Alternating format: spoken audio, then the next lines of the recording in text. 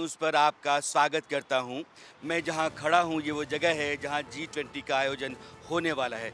दुनिया के ताकतवर 20 देश यहाँ आएंगे, उनके शासनाध्यक्ष यहाँ आएंगे और यहाँ 2 दिनों के लिए बैठक होगी। भारत जिसकी अध्यक्षता कर रहा है G20। दुनिया के वो 20 देश जो दुनिया को एक तरीके से चलाते हैं। पूरी जीडीपी दुनिया की जितनी है उसका 80% जीडीपी इन्हीं 20 देशों के पास है और पूरा कारोबार जो एक देश का दूसरे देश से होता है, अगर समूची दुनिया के कारोबार को आप देखें तो उस लिहाज से लगभग 75% कारोबार इन्हीं 20 देशों के बीच में होता रहता है। ये तस्वीर जो मैं आपको दिखा रहा हूँ यही वो भारत मंडपम है जहाँ से मेहमान अंदर दाखिल होंगे और सामने नटराज की मूर्ति फाउंटेन जो दिख रहा है उसके उस तरफ जो आपको बिल्डिंग नज़र आ रही है जिसको हम भारत मंडपम कहते हैं, उसी इमारत में G20 देशों के राष्ट्राध्यक्षों की बैठक होगी। इस जगह पर आप देखेंगे तो पूरी दिल्ली की तस्वीर, इसकी पूरी सूरत और सीरत बदली हुई है। रोशनी में नहाई हुई दिल्ली है, जगमग दिल्ली है। ये पूरा इलाका जो है यहाँ लोगों की आवाजाही अब मैं देख रहा हूँ कि ज़्यादा रहती है। लोग आते हैं, तस्वीरें खिंचवाते हैं, तस्वीरें खींचते हैं और ले जाकर के दिखाने की कोशिश करें कि यह उस वक्त का है जब G20 का आयोजन दिल्ली में हो रहा था और दिल्ली यूँ तरीके से सजी हुई थी। तो अभी आप मेरी चारों तरफ जितना कुछ देखेंगे, क्योंकि टीवी विजुअल का गेम होता है और तस्वीरें बताती हैं कि हिंदुस्तान ने इसकी मेज़बानी के लिए कितनी बड़ी तैयारी की है। जहां अमेरिका है, कनाडा है, ऑस्ट्रेलिया है, इंग्लैंड है, जापान है, फ्रांस है, इटली है, जर्मनी है, भारत है, इंडोनेशिया है, टर्की है, सऊदी अरब है और यूरोपियन यूनियन है। तो इन तमाम बड़े देशों का जमावड़ा, उनके शासनाध्यक्षों का जमावड़ा यहाँ होगा। अगर मैं रूस और चीन के शासनाध्यक्ष यानी कि दोनों देशों के राष्ट्रपति को छोड़ दूँ तो बाकी देशों के शासनाध्यक्ष आपको 9 और 10 दिसंबर को इसी इमारत में एक दूसरे के साथ बैठ करके समझौते करते, बातचीत करते और दुनिया को किस राह ले जाया जाए, एक दूसरे का समर्थन कैसे किया जाए, एक दूसरे की अर्थव्यवस्था को बेहतर कैसे किया जाए, दुनिया में आम आदमी जो है उसकी बेहतरी कैसे सोची जाए, उसके लिए क्या रास्ता निकाला जाए, जो सुरक्षा के बंदोबस्त हैं उसको कैसे किया जाए, दुनिया के सामने सुरक्षा के लिहाज से जो खतरे हैं उनसे कैसे निपटा जाए और जो ग्लोबल वार्मिंग का मामला है उसको कैसे दूर किया जाए। तो यह दुनिया बहुत खूबसूरत हो, रहने के लायक हो, उसके लिए हिंदुस्तान ने जो नाम दिया है उसका है वसुधैव कुटुंबकम। आप देखेंगे कि यही नारा है यहाँ का, one earth, one family, one future, एक धरती, एक परिवार, एक भविष्य। और इसी वसुधैव कुटुंबकम के साथ हिंदुस्तान अपने मेहमानों का स्वागत कर रहा है, उनके लिए पूरी तैयारियां हैं यहाँ। अब मैं आपको बताना चाहता हूँ कि जब 20 देश, वो देश जो दुनिया के सबसे ताकतवर देश हैं, उनके शासनाध्यक्ष यहाँ आएंगे तो जाहिर है सुरक्षा के बंदोबस्त बहुत कड़े होंगे, मजबूत होंगे। और हिंदुस्तान चूँकि बहुत बड़ा देश है इसलिए वो दिखाना भी चाहता है कि हमारे यहाँ जब कभी भी आप आते हैं तो आप बहुत सुरक्षित महसूस कीजिए, यहाँ किसी भी तरह कोई जोखिम नहीं है। और सुरक्षा के लिहाज से यहाँ क्या बंदोबस्त किए गए हैं, मेरे साथ 3 मेहमान हैं। DK पांडे साहब हैं, आप ग्रुप कैप्टन रिटायर्ड हैं। मेजर जनरल राजन कोचर साहब हैं, आपका भी स्वागत है। और उत्पल कौल साहब हैं, इतिहासकार हैं, आपका भी स्वागत है।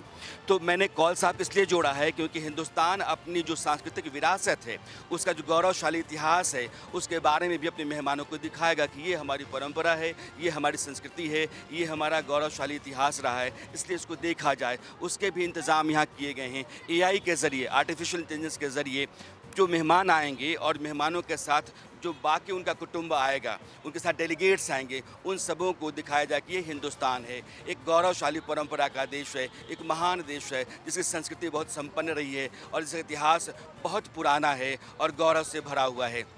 लेकिन मैं पहली बात पे आऊँगा कि जब 20 देशों के शासनाध्यक्ष आएंगे, मेहमानों का यहाँ जमावड़ा होगा, तो फिर यहाँ सुरक्षा के बंदोबस्त हिंदुस्तान कैसे कर रहा है।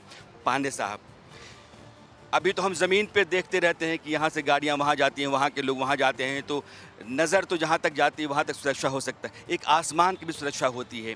तो जब हिंदुस्तान जैसा मुल्क इतने बड़े जमघट जमावड़े के लिए अपने एयर डिफेंस को मजबूत करता है तो क्या क्या किया जाता होगा और कैसे इसको मजबूत किया गया है? सर्वप्रथम तो मैं इस आयोजन के लिए पूरे भारतवर्ष को बधाइयाँ देना चाहता हूँ और शुभकामनाएं भी देना चाहता हूँ ताकि ये सफलतापूर्वक संपन्न हो। जहाँ तक बात है एयर डिफेंस अम्ब्रेला की, जो कि दिल्ली NCR के ऊपर बिल्कुल एक तरह से छतरी की तरह लगा दिया गया है, क्योंकि जो खतरा है वो थ्रेट परसेप्शन जो है वो थोड़ा डिफरेंट है। हम बॉर्डर पर देखते हैं कि जहाँ जो दूसरी कन्वेंशनल जो एयर थ्रेट है वो होती है, लेकिन अब जो है बैलून्स, हॉट बैलून्स हैं, पैरामोटर्स हैं, ग्लाइडर्स हैं, आरपीएज हैं, ड्रोन्स हैं, अनमैन्ड एरियल व्हीकल्स हैं। तो इसमें ये इनको आसानी से आप मार्केट में मिल जाएंगे आपको, और इनके पे कुछ भी आप लेके आप ड्रॉप कर सकते हैं कहीं भी। ये एक प्रकार का एक आपके व्यवधान डालता है आपके इस नॉर्मल प्रक्रिया में। लेकिन तो इसलिए पूरे क्षेत्र को जो है वो वायु सुरक्षा के घेरे में लाया गया है। ध्यान रहे कि भारतीय वायुसेना को भारत की जो वायु सुरक्षा है उसकी जिम्मा दिया गया है। भले ही आर्मी और नेवी के पास एयर डिफेंस यूनिट्स हैं, लेकिन जो मेन टास्क है वो इंडियन एयरफोर्स का है। अब जहाँ तक बात है इस इवेंट को कवर करने की, इस इवेंट में थ्रेट, क्योंकि जैसा मैंने कहा कि जो छोटे आकार के जहाज हैं या एयर बॉडीज़ हैं उससे खतरा है, उससे निपटने के लिए इलेक्ट्रॉनिक सेंसर्स के अलावा मैनुअल ऑब्जर्वेशन पोस्ट लगाई गई हैं, जहाँ वाइटल लोकेशंस है जहाँ पर कि उम्मीद की जाती है कि शायद किसी प्रकार का दुस्साहस करे कोई, वहाँ पर जो है गार्ड्स बिठाए गए हैं, एनएसजी के गार्ड्स हैं, पैराट्रूपर्स हैं। साथ में इनको धराशायी करने के लिए, इनके खिलाफ टैक्टिकल एक्शन लेने के लिए शार्प शूटर्स भी तैयार किए गए हैं। एनएसजी की होम इंटरवेंशन टीम और बम डिसेबल टीम भी एक्टिवेटेड है। साथ में पहली बार जो CBRN, chemical, biological, radiological threat के लिए भी तैयारी की गई है। और ध्यान रहे कि विश्व स्तर की जो वायु सुरक्षा होती है और जो ग्राउंड डिफेंस होता है उसकी तैयारियां इस क्षेत्र के, ये इवेंट इतना महत्वपूर्ण है कि 80% की जो विश्व का जो ट्रेड है वो यहाँ पर इकट्ठा हो रहा है। और साथ में जो निर्णय, जो मामले उठाए जा रहे हैं वो इतने महत्वपूर्ण है कि पूरे विश्व को प्रभावित करेंगे। निश्चित रूप से सुरक्षा महत्व रखती है, और वायुसेना अपने touch of the sky glory के लोगों के सार्थक करते हुए जो मेहमानों की हवाई सुरक्षा है वो मोटे तौर पर वायुसेना के हाथ में। हिंदुस्तान दुनिया के सबसे ताकतवर फौज माना जाता है, चौथी सबसे ताकतवर आर्मी है, दुनिया की 5वीं सबसे मजबूत अर्थव्यवस्था है। आर्थिक तरक्की के लिहाज से वो चमकता हुआ सितारा है, स्पॉट, ब्राइट स्पॉट कहा जा रहा है उसको।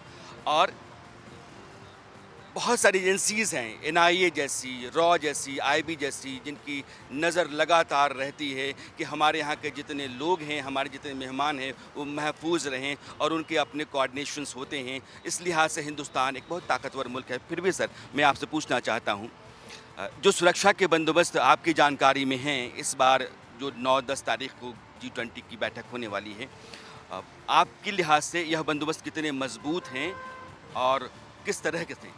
देखिए, जो भी एक सिक्योरिटी होती है वो एक 360 डिग्रीज़ की प्लानिंग में चलती है, और वो 360 डिग्रीज़ का ये मतलब है कि कोई भी ऐसा लूप होल आइडेंटिफाई किया जाता है जो हमको अवॉइड करना है, और उसके लिए एक डिटेल्ड प्लानिंग होती है।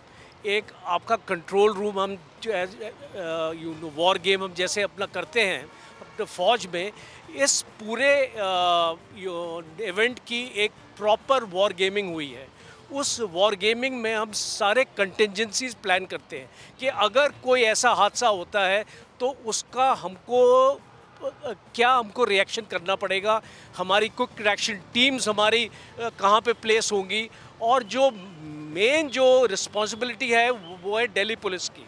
बिकॉज़ दिल्ली जो शहर है वो एक बहुत बड़ा ये फैला हुआ शहर है, यहाँ पे ट्रैफिक कंट्रोल एक बहुत इम्पॉर्टेंट मुद्दा है, और उसको दिल्ली पुलिस ने कंट्रोल करना है।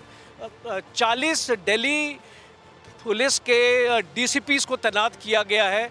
हर एक उनका जो एरिया ऑफ रिस्पॉन्सिबिलिटी है उसको बांटा गया है, और with in the area of responsibility उनके पास क्या क्या रिसोर्सेज होनी चाहिए, उनके पास क्या क्या अपनी कंटिजेंसीज़ के लिए उनको अपनी तैयारी करनी चाहिए, उनको क्या क्या रिहर्सल्स होने चाहिए चीज़ों के, ये सारी चीज़ें हो रही। वो मुहावरा जो है ना कि परिंदा भी पर नहीं मार सकता है, उस तरह के इंतज़ाम यहाँ हैं।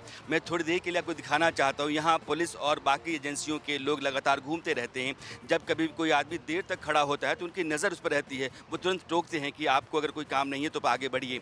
अब आप देखिए कि वो जो इमारत जहाँ यह बैठक होगी उससे रोशनी के धागे निकलते हैं, ऐसा लगता है कि आसमान में कोई चादर बुन रहा है। यह रोशनी जो है वो दुनिया को एक तरह से संकेत दे रही है कि यहाँ उन तमाम देशों के या उनके राष्ट्राध्यक्षों की बैठक होने जा रही है जो दुनिया के ताकतवर देश माने जाते हैं, जिनके हाथ में या जिनके ज़िम्मे दुनिया को आगे ले जाने की जितने भी लोग इस संसार में हैं। 800 करोड़ की आबादी, 8 अरब की आबादी है, और हर आदमी जो बुनियादी ज़रूरत है उसके साथ ज़िंदा रहे, अपने स्वाभिमान के साथ, सम्मान के साथ इस धरती पर रहे, उसको किसी तरह का संकट नहीं आए, किसी मुसीबत में न आए। इंसानियत के लिए और देश के लिए जो भी ख़तरे होते हैं उन ख़तरों से निपटने के बंदोबस्त किए जा सकें, एक दूसरे का सहयोग किया जा सके, आर्थिक तौर पर मदद की जा सके, कारोबार बढ़ाया जा सके और एक दूसरे का हाथ थाम करके दुनिया को आगे बढ़ाया जा सके।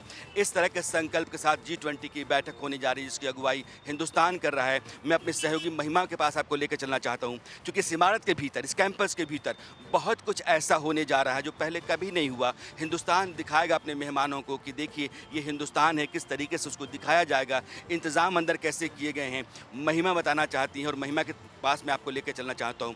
महिमा, ये ज़रा बताइए कि किस तरह के इंतज़ाम अंदर हैं और मेहमानों की खातिरदारी कैसे होगी, उनको हिंदुस्तान का नज़ारा कैसे दिखाया जाएगा।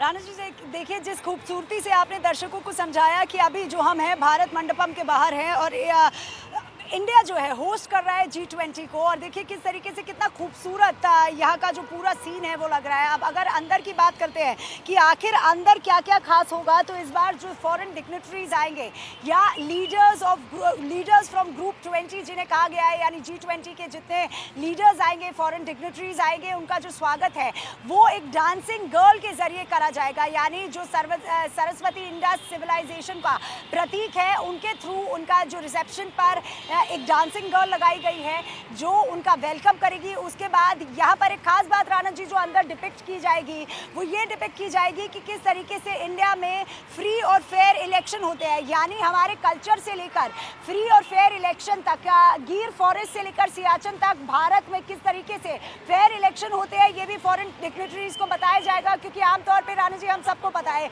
कि किस तरीके से जब भारत की बात आती थी तो लोग प्रिमिटिव सोच में ही उलझे रह जाते थे, लेकिन आज जब बात आई टेक्नोलॉजी की तो आर्टिफिशियल इंटेलिजेंस, ये कहना गलत नहीं होगा कि आर्टिफिशियल इंटेलिजेंस से सभी फॉरेन डिग्निटरीज को रूबरू कराया जाएगा इंडियन कल्चर की कितना डीप, कितना रिच है इंडियन कल्चर, चाहे वो वैदिक हो, बुद्धिज्म हो, जैनिज्म हो, रिपब्लिक हो, हर उस चीज से रूबरू कराया जाएगा फॉरेन डिग्निटरीज को AI के थ्रू, टेक्नोलॉजी के थ्रू। तो यहाँ पर एक तरफ जहाँ पर हम फॉरेन डिग्निटरीज को इस अपने कल्चर के साथ रूबरू करा रहे हैं, वही टेक्नोलॉजी का इस्तेमाल भी दिखा रहे हैं कि इंडिया प्रिमिटिव नहीं है।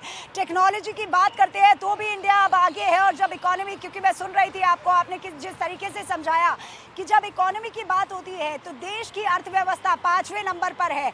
जिस तरीके से टेक्नोलॉजी की बात लगातार प्रधानमंत्री नरेंद्र मोदी करते आए थे, तो हमारे पीछे भारत मंडपम है, जिस खूबसूरती के साथ यहाँ पर सजावट की गई है, टेक्नोलॉजी के साथ इसको संवारा गया है। 26 LEDs लगाई गई हैं ताकि 26 लैंग्वेजेस में जो कन्वर्ट करेंगी, जो फॉरेन डिग्निटरीज आएंगे उनको बताएंगी कि आखिर इंडिया का कल्चर क्या है। चाहे वो बुद्धिज्म हो, कौटिल्य ने किस तरीके से इकोनॉमी की पॉलिसी बनाई थी, तो ये बहुत कम लोगों को पता होगा। ये बहुत ज़रूरी है हमारे यूथ के लिए भी जानना कि जब बात आती है भारतीय कल्चर की, यानी भारतीय संस्कृति की, तो इसमें कौटिल्य ने किस तरीके से इकोनॉमिक पॉलिसी बनाई थी, इसको भी भारत मंडपम में डिपिक्ट किया जाएगा फॉरेन डिग्निटरीज के तहत।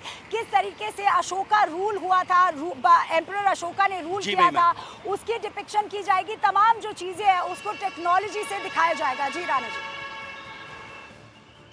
कुल मिलाकर के हिंदुस्तान दुनिया के सामने अपने 3 चेहरों के साथ खड़ा होना चाहता है। एक जो गौरवशाली इतिहास है, हमारी जो संपन्न संस्कृति है, हम कई धर्मों के साथ चलते हैं, उसमें सनातन भी है, जैन भी है, बौद्ध भी है, सिख है, और जो ये विषमता है, प्लुरलिटी है, वो हिंदुस्तान की सबसे बड़ी खूबसूरती है। इस बहुलता के देश में हम रहते हैं और बहुलता जो है वो हिंदुस्तान की सबसे बड़ी ताकत है, वो उसका ख़जाना है। पहला ये। दूसरा ये है कि हिंदुस्तान ने तकनीक के रास्ते जा कर के और इस शिखर को छुआ है। AI के ज़रिए हिंदुस्तान के जितने भी नौजवान आज की तारीख में दुनिया में, वो देश जो टेक्नोलॉजी के ज़रिए अपने आप को आगे बढ़ा रहे हैं, वहाँ भी हिंदुस्तानियों की बड़ी भूमिका है। और ख़ुद हिंदुस्तान जो भारत है, उसने टेक्नोलॉजी की दुनिया में एक बड़ा मकाम हासिल किया है। तो एक चेहरा हमारा वो भी है जो तकनीक का है, जिसको मॉडर्न वर्ल्ड का आप फेस कह सकते हैं, वो भी हमारे पास है। और तीसरा ये है कि हम एक बड़ा लोकतंत्र हैं, भरोसेमंद लोकतंत्र हैं। हिंदुस्तान जो दुनिया का सबसे पुराना गणराज्य है, लिच्छवी गणराज्य, वो हिंदुस्तान से शुरू होता है। अगर गणराज्य की पृष्ठभूमि आप देखेंगे तो नींव जो है गणराज्यों की वो हिंदुस्तान में पड़ी, और आज हिंदुस्तान दुनिया का सबसे बड़ा लोकतंत्र है और एक सिरे से दूसरे सिरे तक सबसे साफ सुथरे भरोसेमंद तरीके से चुनाव करा करके जनप्रतिनिधियों के जरिए संसद में बैठ करके जो कानून बनता है उसके माध्यम से संविधान के जरिए यह देश चलता है। तो संविधान और लोकतंत्र, इन दोनों की ताकत इस देश की ताकत है, जिसमें हिंदुस्तान के 140 करोड़ लोगों का भरोसा है। उसका अपना एक इतिहास है, गौरवशाली है, संपन्न संस्कृति है, उस पर उसको गर्व है। और आज की तारीख में तकनीक के रास्ते वो लगातार आगे बढ़ता जा रहा है, जिसको देख करके दुनिया हैरत करती है और हिंदुस्तान की तरफ आंखें उठा करके देखती है। तो हिंदुस्तान ये तीनों रास्तों से जिस तरीके से संगम बन करके चल रहा है, वो संगम वाला हिंदुस्तान दुनिया का अलहदा इकलौता हिंदुस्तान है। इसको देखिए, इसको समझिए, यह बताने की कोशिश इस बार G20 की बैठक में भारत करेगा। लेकिन एक बात सर है, चीन के राष्ट्रपति शी जिनपिंग, उनको आना था लेकिन आखिरी वक्त में ये कहा गया कि नहीं, वो नहीं आ पाएंगे, उनके प्रधानमंत्री आएंगे। शी जिनपिंग के नहीं आने का कारण आप क्या मानते हैं? देखिए, बहुत ही आश्चर्यजनक लगा, क्योंकि अब तक जितने भी G20 समिट हुए हैं उसमें सभी में चाइना के प्रतिनिधि जो है मुख्य प्रतिनिधि रहे हैं, प्रीमियर रहे हैं, जिनपिंग खुद रहे हैं, आए हैं और उन्होंने पूरा सहयोग किया है। लेकिन इस बार कुछ समय काल कहा जाए कि कुछ ऐसी घटनाक्रम हुए हैं जिसकी वजह से उनको नहीं आना, मुझे लग रहा है उनकी समझदारी थी। पहला कारण कि उन्होंने जो अभी नक्शा अपना देश का निकाला है, जिसमें कि उन्होंने भारत के कुछ क्षेत्रों को और अन्य देशों को, मलेशिया और फिलीपींस, उनके क्षेत्रों को भी अपने में नक्शे में दिखाया है, जिसके कि पूरा अक्रॉस द ग्लोब उनका जो है विरोध हो रहा है। इसके अलावा जो सैटेलाइट के पिक्चर में इंफ्रास्ट्रक्चर डेवलपमेंट वो कर रहे हैं। तीसरा, ताइवान में जो उनका रुख रहा है, ब्रिक्स में जो उनका रुख रहा है, कड़ा रुख रहा है, उसके भारत ने वहाँ जाके ब्रिक्स समिट को जो एक समन्वय तैयार किया और वो बाद में एक समझौते के रूप में हम आए और जो देश उसमें जुड़ रहे हैं। मुझे ये बात समझ में नहीं आई कि ब्रिक्स में अगर नरेंद्र मोदी के साथ आप बैठ करके यह तय करते हैं कि हम आपस में सीमा का जो मसला है उसको सुलझा लेंगे, और थोड़े दिनों के बाद आप एक ऐसा नक्शा जारी करते हैं जिसमें हिंदुस्तान का एक बड़ा हिस्सा दिखाई पड़ता है, हालांकि रूस का भी एक हिस्सा उस नक्शे में है, और बाकी ताइवान, इंडोनेशिया, नेपाल तक का भी इलाका आपने अपने नक्शे में दिखाया। मैं चीन की बात कर रहा हूँ। तो यह आप साथ बैठते हैं और कुछ दिनों के बाद आप नक्शा जारी कर देते हैं, फिर आपको भारत आना होता है तो आप मना कर देते हैं। चीन का जो मौजूदा नेतृत्व है शी जिनपिंग का, वो वही है जो माओ वाला है, कुछ बदला नहीं उसमें? देखिए, कुछ ऐसा ही लगता है, क्योंकि कूटनीति का ये निम्नतम स्तर कहा जाएगा, क्योंकि बहुधा ये देखा गया है कूटनीतिक स्तर पर, जिस स्तर पर विश्व के जो देश के प्रमुख अगर कुछ कमिट कर रहे हैं तो उसको जो है हमेशा स्वागत किया गया उसको, और उसमें कोई समझौता नहीं किया गया। लेकिन ये एक अनूठा उदाहरण देखने को मिल रहा है कि चीन जो भी कर रहा है उसके वो विरुद्ध जा रहा है और एक गलत जो वर्ल्ड ऑर्डर है वो उसका एक निर्वाह करने का प्रयास कर रहा है, जो निश्चित रूप से चिंता का विषय है। अब ध्यान देना होगा कि क्या ये रशिया यूक्रेन जो कॉन्फ्लिक्ट है उसमें रशिया और चाइना का एक साथ आना उसकी वजह से ये है, या देखिए ध्यान रहे अभी पिछले अगर 15-20 दिनों में देखें तो अमेरिका ने बहुत प्रयास किए अपने प्रतिनिधि उनसे चाइना भेजे, ताकि उनके बीच में जो है कुछ स्तर तक जो मतभेद हैं वो कुछ कम किया सके। लेकिन बाइडेन का वक्तव्य भी आया कि जिनपिंग नहीं आ रहे, वो थोड़ा आश्चर्यचकित हैं, क्योंकि चाहते थे कि वो आते। ऐसे मौके, समिट के मौके में जो है थोड़ा माहौल हल्का होता है और आप इसे कहते हैं ना ग्रे पॉइंट में ऐसी कई बातें कर लेते हैं जो कि बहुधा आप ऑफिशियली तरीके से नहीं कर पाते। तो ऐसे जो गुत्थियाँ हैं वो सुलझाने में आसानी होती है। निश्चित रूप से चीन उससे वंचित रहेगा, और जो अन्य देश जो चाहते थे अपनी गुत्थियाँ सुलझाना, वो भी उनका भी जो है आशा जो है। चीन की मोटे तो जो फितरत होती है वह रिश्तों के गिरह गांठ को बनाए रखने की होती है। हमारे विदेश मंत्री ने कहा था कि चीन ने जो नक्शा जारी किया है, दरअसल वो दुनिया के तमाम देशों के साथ यही करता रहता है कि ज़मीन किसी और की होती है, नक्शे में अपने शामिल कर लेता है और फिर उसके बाद एक अलग तरह का टकराव मोलता है। टकराव मोलने वाला देश चीन, आज की तारीख में चीन लगभग आप मानकर चलिए कि 99 लाख स्क्वायर किलोमीटर का देश है, लेकिन उसमें से 41% ज़मीन जो है वो हड़पी हुई है, किसी दूसरे की थी, और वो चाहता है कि इसी नीति के चलते, इसी नीति के आसरे, इसी नीति के बूते वो लगातार आगे बढ़ सकता है। लेकिन ऐसा नहीं हो सकता है। जिनपिंग के आने नहीं आने का कारण एक ये भी हो रहा है कि यूक्रेन वो युद्ध को लेकर के पश्चिम के जो देश हैं, खास करके ब्रिटेन और अमेरिका या फ्रांस, जर्मनी जैसे देश भी वो पूछ सकते थे कि आपका स्टैंड इसको लेकर के क्या है, या फिर आप अपनी तरफ सफाई दीजिए। और जिनपिंग के लिए यह स्थिति जो होती वो असहज होती, लिहाजा उन्होंने नहीं आना ही मुनासिब समझा। लेकिन सवालों से भाग करके, हालात से भाग करके आप दुनिया में ग्लोबल लीडर के तौर पर अपनी हैसियत नहीं हासिल कर सकते हैं। यह उनको भारत से सीखना चाहिए कि वो शी जिनपिंग ही नहीं बल्कि पुतिन को अगर कहना होता है कि युद्ध का समय नहीं है, तो भारत उनको कहता है कि युद्ध का समय नहीं है। और ज़ेलेंस्की के साथ बैठना होता है G7 के समिट में, तो अलग से प्रधानमंत्री नरेंद्र मोदी ज़ेलेंस्की के साथ भी बैठते हैं और दोनों तस्वीरें दुनिया के सामने होती हैं, क्योंकि अपना स्टैंड साफ है। हम चाहते हैं कि अमन हो और युद्ध के हालात दुनिया में ना बने, और अपनी स्थितियों को साफ रखना। दोस्ती अपनी जगह पर है, लेकिन कूटनीति अपनी जगह पर है। देश का जो स्टैंड होता है वो अपनी जगह पर है। मैं सर कौल साहब के पास आना चाहता हूँ। कौल साहब, चूँकि आप इतिहास के जानकार हैं और G20 में वैसे देश हैं जैसे लैटिन अमेरिकन कंट्रीज़, अर्जेंटीना है या ब्राज़ील है, उन देशों में भी एक अलग तरह का इतिहास है, एक बड़ी संपन्न सांस्कृतिक विरासत है। हिंदुस्तान के पास भी है। उन देशों को हिंदुस्तान के साथ बड़ा लगाव महसूस होगा, क्योंकि उनकी संस्कृति, उनका इतिहास कमोबेश जिस तरीके से हम आगे बढ़े हैं वैसा ही है। ये जो इस बार का आयोजन है वो इतिहास और संस्कृति, इन दोनों के नज़रिए से कितना महत्वपूर्ण आप मानते हैं? मैं सबसे पहले ये बताना चाहता हूँ आपको कि भारत की जो संस्कृति है वो है अतिथि देवो भव। तो हम अतिथि को भगवान मानते हैं। तो इसलिए जो G20 में आपने देखा और आप देख रहे हैं, जो तैयारी है भारत सरकार ने जो तैयारी की है ये अद्भुत है।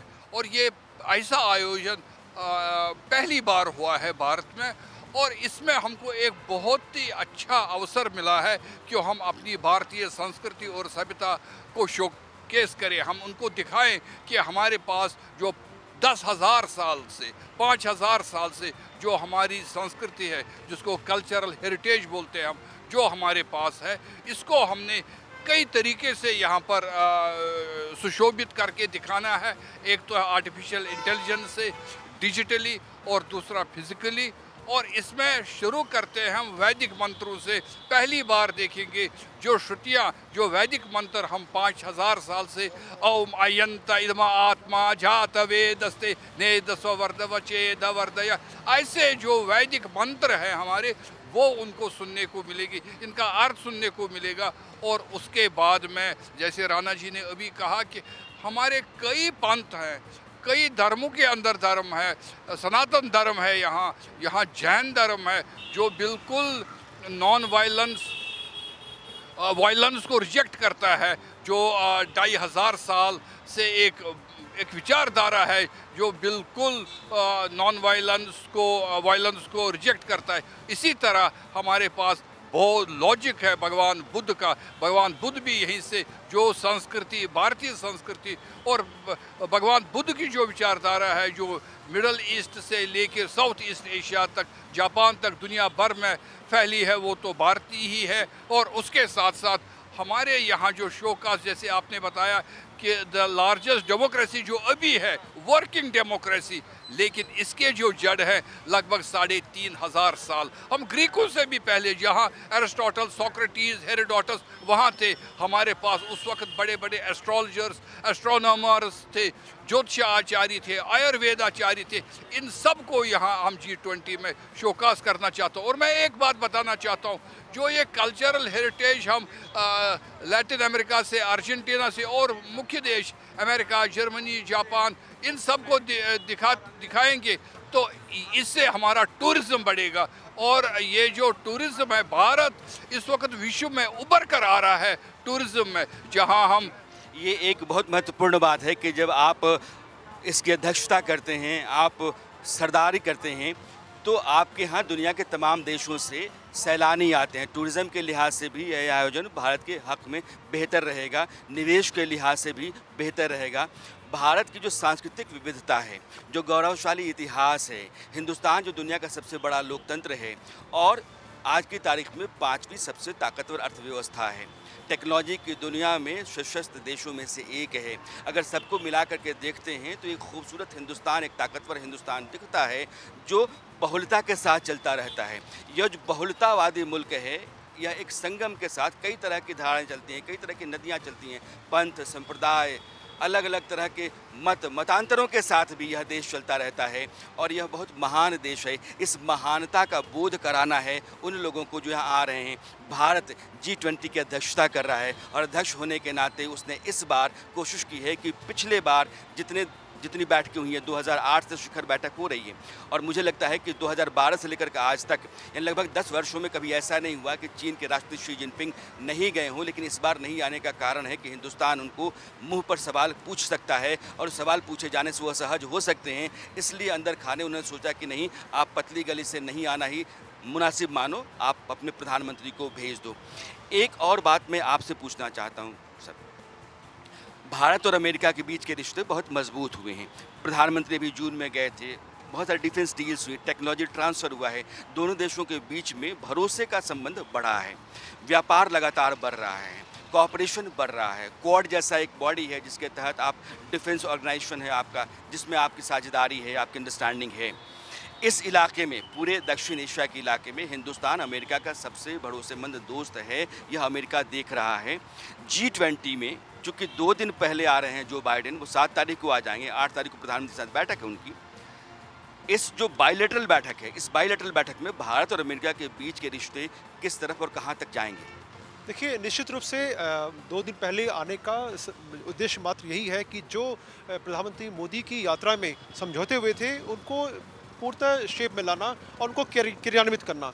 ध्यान रहे कि जो समझौते हुए उनके ऊपर कांग्रेस की भी मोहर लग चुकी है। अब स्पेशली जो जेट इंजन का जो मामला है, F414 जो कांग्रेस ने भी उसको क्लियर कर दिया है, ट्रांसफ़र ऑफ टेक्नोलॉजी बहुत ही महत्वपूर्ण है। सब विदित है कि हम फाइटर जेट का इंजन बनाने का प्रयास दशकों से कर रहे हैं। निश्चित रूप से अब वो समय आ रहा है कि सपना पूरा हो जाएगा। साथ में जो हमारे व्यापारिक समझौते हैं, जो ट्रेड डेफिसिट था वो हमारे विरुद्ध था, अब धीरे धीरे अब वो इम्प्रूव है कि वो इम्प्रूव होगा और हम जो है एक्सपोर्ट नेत्र अगर देखें पिछले 1 दशक से हमारा जो एक्सपोर्ट है वो बढ़ता जा रहा है। जो फाइनेंशियल डेफिसिट था वो एक पॉजिटिविटी की तरफ बढ़ रहा है। हम एक्सपोर्ट कम ज़्यादा कर रहे हैं और इंपोर्ट कम कर रहे हैं। ये एक अच्छी सूचना है, एक अच्छी एक देश की इकोनॉमी के लिए। इस मद्देनजर देखते हुए कि हमें देखना होगा कि जो हमारे व्यापारिक समझौते हैं वो कितने सहज हो पाते हैं और कितनी सरलता के साथ आगे जो आने वाला समय है, क्योंकि जिस प्रकार से टेक्नोलॉजिकल डेवलपमेंट हो रहे हैं वो बहुत तेज़ी के साथ हो रहे हैं। उसके साथ हमें साथ चलना होगा और देखना होगा कि हम जो डिमांड है अमेरिकन पॉपुलेशन की उसको कैसा पूरा कर पाते हैं, साथ ही जो हमारे राष्ट्र हित की आवश्यकताएं हैं उनको हम अमेरिका की मदद से कैसा पूरा कर सकते हैं। अमेरिका चूँकि ऐसा देश है जिसके पास बहुत सारे डिमांड्स होती हैं, वो डिमांड हिंदुस्तान में आती हैं तो हिंदुस्तान के भीतर भी रोज़गार पैदा हो सकता है। टेक्नोलॉजी ट्रांसफ़र एक ऐसा मामला था जिसने हिंदुस्तान और अमेरिका के बीच में संबंध में भरोसा बहुत हद तक बढ़ाया है।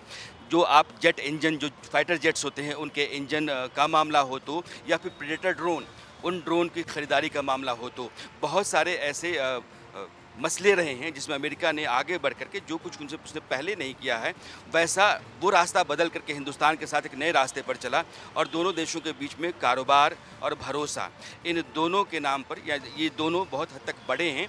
और हिंदुस्तान इस इलाके में, दक्षिण एशिया के इलाके में अमेरिका के लिए एक बहुत मजबूत मित्र के तौर पर, एक बहुत ताकतवर पार्टनर के तौर पर खड़ा हुआ है जो चीन का मुकाबला कर सकता है इस इलाके में।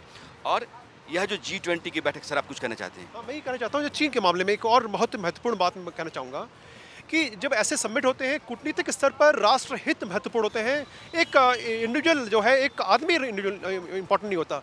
जो देश का, राष्ट्र का जो उनका स्टैंड है, जो चाइना हो या कोई भी अन्य देश हो, ध्यान रहे कि पुतिन और चाइना दोनों के जो मुख्य हेड है वो नहीं आ रहे हैं, लेकिन उससे कोई प्रभाव नहीं पड़ेगा क्योंकि हमारी जो कूटनीतिक प्रयास है वो जारी रहेंगे और उसमें किसी इंडिविजुअल का नहीं आने से कोई फर्क नहीं पड़ता। दूसरी बात जो कहना चाहता हूँ कि भारत की ये कूटनीतिक विजय है कि उन्होंने यूक्रेन के राष्ट्रपति जेलेंस्की को नहीं आने दिया। उसके रीज़न ये है कि वो आते तो निश्चित को हाईजैक कर लेते इस पूरे समिट को और ध्यान सबका रशिया यूक्रेन की तरफ चला जाता। कुल मिलाकर के ये है कि रूस के साथ हिंदुस्तान का एक ऐसा दोस्ताना संबंध है जो भरोसे का है और उसमें कोई दरार पैदा नहीं हो सकती है। लेकिन चीन को लेकर के एक असमंजस की स्थिति भारत के साथ रहती है। भारत भरोसा नहीं कर सकता है और यह भरोसा नहीं करने का मामला 1962 तक जाता है, बहुत पीछे जाता है। तो चीन में जो भी हुकूमतें रही हैं और 2012-13 से शी जिनपिंग ही हैं, तो लगातार 10 वर्षों से एक आदमी जो शासन में है हिंदुस्तान के साथ टकराव मोलता रहा है और कभी भी उसकी नीयत बेहतर नहीं रही है। और उनका इस मंच पर या इस जलसे में नहीं आना, यह बताता है कि चीन कभी भी हिंदुस्तान का भला नहीं चाहता है। उसके मन में कहीं ना कहीं कोई खटास रहती है, कुछ चुभता रहता है, और वो चुभन जो है वो बार बार चीन को परेशान करती है। और उसका एक और चेहरा है, क्योंकि हिंदुस्तान लगातार ताकतवर होता चला जा रहा है। एक तरक्की पसंद मुल्क है जो दुनिया के मंच पर आकर के अपनी बात रख रहा है, उसको दुनिया सुन रही है और उसके मुताबिक वो फैसले भी कर रही है। तो ज़ेलेंस्की के साथ बातचीत करना, रूस के साथ अपने रिश्तों को बेहतर करना और वहाँ से तेल की ख़रीदारी को लगातार बनाए रखना, तो रूस का भरोसा, रूस के साथ दोस्ताना संबंध बना हुआ है। युद्ध को लेकर के हिंदुस्तान का जो अपना उसूल है वो साफ है दुनिया के मंच पर। और इस बार G20 जो है, मैं एक बार घूम के, चूँकि शो ख़त्म करने का समय आ गया, आपसे विदा लेने का समय आ गया, तो मैं आपको एक बार घूम करके दिखाना चाहता हूँ कि वो जगह है जहाँ दुनिया के 20 ताकतवर शासनाध्यक्ष आएंगे, 20 देशों के, और यहाँ G20 का शिखर सम्मेलन होने जा रहा है 9 और 10 सितंबर को। इस शिखर सम्मेलन में कुल मिलाकर के 5 बड़ी बातें तय होंगी। आर्थिक सहयोग, कारोबार, जो क्लाइमेट चेंज है, ग्लोबल वार्मिंग, इसके बरक्स भी बात की जाएगी। और दुनिया में जो ख़तरे लगातार बढ़ते जा रहे हैं, वो आतंकवाद के भी ख़तरे हैं और कई दूसरे तरह के जोखिम भी हैं, उनको भी समझने और उनसे निपटने के लिए जो रणनीति है वो तैयार की जाएगी। कई सारे ग्रुप्स बनेंगे और भारत इस साल इसकी अध्यक्षता करके ये बताना चाहता है कि हिंदुस्तान के हाथ में जब दुनिया के 20 ताकतवर देशों की पंचायत करने का मौका आता है, तो फिर हिंदुस्तान यह बताता है कि वो एक ग्लोबल लीडर है, दुनिया का नायक है। और जब मेहमानों को अपने यहाँ बुलाता है तो कहता है कि वसुधैव कुटुंबकम, यह पूरी धरती एक परिवार और उसका एक भविष्य है। और यही नारा है हिंदुस्तान का, दुनिया के लिए भी और G20 के मंच से भी। मैं महिमा के पास जाना चाहता हूँ, अपनी सहयोगी महिमा के पास है। महिमा, चूँकि लगातार आयोजन से जुड़ी हुई हैं, आप सुबह से लेकर शाम तक रिपोर्टिंग करती हैं, एक चिलचिलाती सी दोपहरी भी रहती है, तब भी आपको मैं चैट करते हुए देखता हूँ। ये ज़रूरत होती है हमारे पेशे की, करना भी पड़ता है और करना ज़रूरी भी होता है। यह जो पूरा हिस्सा है, यह हिस्सा 9 और 10 तारीख को कमोबेश सील हो जाएगा। यहाँ दुनिया के 20 ताकतवर देशों के शासनाध्यक्ष होंगे, बातचीत चल रही होगी, लेकिन तमाम देशों के भीतर ये जो मेंबरान देश हैं, इनके भीतर कैसे बेहतरी आए, उनके लोगों की ज़िंदगी में बदलाव कैसे आए, इसी की खातिर सारी बातचीत होगी। और दुनिया में भी हम कैसे अच्छा कर गुजरें, इसके लिहाज से भी आपस में राय मशवरा करेंगे। लेकिन इस बैठक की जो बहुत बड़ी खूबी है, बहुत बड़ी बात आप महसूस करती हैं, वो क्या है? देखिए राणा जी, बहुत बेहतरीन सवाल किया आपने कि आखिर इस पूरी बैठक की, या बात करें अगर G20 की, तो सबसे अहम बात ये है कि जियोपॉलिटिकली भी देखा जाए और ग्लोबल लीडर के तहत भी देखा जाए तो आज इंडिया की जो इमेज है, मैंने जिस तरीके से बताया कि पहले इंडिया को प्रिमिटिव लिया करते थे, लेकिन अब 5वीं अर्थव्यवस्था के साथ साथ इंडिया की जो इमेज है, चाहे वो टेक्नोलॉजी से रिलेटेड हो, डिजिटल इंडिया से रिलेटेड हो, और आप जब G20 की बात करते हैं, क्योंकि आज से पहले G20 को इतना हाइप तरीके से नहीं मनाया गया, लेकिन ये कहना गलत नहीं होगा कि फ्लॉलेस तरीके से इंडिया अब G20 की अध्यक्षता यानी होस्ट कर रहा है G20 को, और ये देश को दिखा रहा है कि आखिर इंडिया किस चीज़ का केपेबल है। हालांकि जब बात आई, क्योंकि मैं लगातार आपको सुन रही थी रशिया और यूक्रेन की, जब आप बात कर रहे थे, तो मैंने क्यों कहा कि ग्लोबल लीडर के तौर पर, क्योंकि साउथ ग्लोबल तो बोलता ही है अपने आप को इंडिया, लेकिन ग्लोबल लीडर के तौर पे क्यों इमर्ज कर रहा है, वो ये ज़रूरी है कहना, क्योंकि जिस तरीके से इंडिया की जो आवाज़ है वो मजबूती से सुनी गई। जब रशिया और यूक्रेन का युद्ध हो रहा था, तब सीज फायर कराया गया और वहाँ से हमने अपने लोगों को सुरक्षित वापस हिंदुस्तान बुला लिया। तो ये कहना गलत नहीं होगा कि ग्लोबल इंडिया, या कहें ग्लोबली इंडिया की जो आवाज़ है वो अब सुनी जा रही है। बाकी देश जो पावरफुल नहीं मानते थे इंडिया को, वो आज देखेंगे भी कि किस तरीके से इंडिया G20 को होस्ट करता है, और साथ ही साथ किस तरीके से यहाँ पर खातिरदारी जो है टॉप लीडर्स की वो करी जाएगी, क्योंकि वसुधैव कुटुंबकम जहाँ पर एक तरफ है, वहीं पर ये कहना गलत नहीं होगा कि अतिथि देवो भव, यानी सिक्योरिटी से लेके, कल्चर से लेके, टेक्नोलॉजी से लेके, हर वो चीज़ इंडिया में अब फॉरेन डिग्नेटरीज को देखने को मिलेगी। राणा जी, महिमा ने दरअसल ये बताया है कि हिंदुस्तान जो लगातार पिछले 2 दशकों के भीतर अपनी ताकत को दुनिया के सामने रखता रहा है, तरक्की के रास्ते पर बढ़ता रहा है, अमन चैन के साथ आगे बढ़ता रहा है, बहुत सारे जो मसाइल हैं जो दुनिया के अलग अलग मंचों पर उनको सुलझाने की कोशिश करता रहा है, कभी भी कहीं उलझने या फिर फंसने के लिए वो तैयार नहीं दिखा। वो लगातार अपने अपने मुल्क के साथ, अपने लोगों के साथ, साधन संसाधन के साथ आगे बढ़ने में विश्वास करता रहा और उसी का नतीजा है कि आज हिंदुस्तान एक बड़े नायक देश के तौर पर उभर रहा है। एक शेर है कि कल तक वो जो हमें पहचानते नहीं थे आज दूर से सलाम करते हैं। वक्त बदलता है, हैसियत बदलती है तो दुनिया का नज़रिया बदल जाता है। हिंदुस्तान ने बताया कि 140 करोड़ लोगों का कमज़ोर देश नहीं है, यह 140 करोड़ लोगों का ताकतवर देश है जिसकी तरफ दुनिया नज़र उठा कर देखती है, उसकी रफ्तार को देख रही है, उसके मकाम को देख रही है और उसकी तरह बनने की कोशिश कर रही है। तो G20 का जो ये मंच होगा, इस मंच से हिंदुस्तान दुनिया को कई तरह के संदेश देगा और वो संदेश जो है वो दुनिया में अमन की खातिर, बेहतरी की खातिर, भाईचारे की खातिर और हिंदुस्तान बतौर मुल्क एक ताकतवर देश के तौर पर खड़ा है दुनिया के सबसे ताकतवर देशों की जमात में, इसकी खातिर भी यह मंच बहुत कुछ कहने वाला है। अब वक्त हो चला है आपसे विदा लेने का। इंडिया न्यूज़ पर खबरों का सिलसिला जारी है। नमस्कार।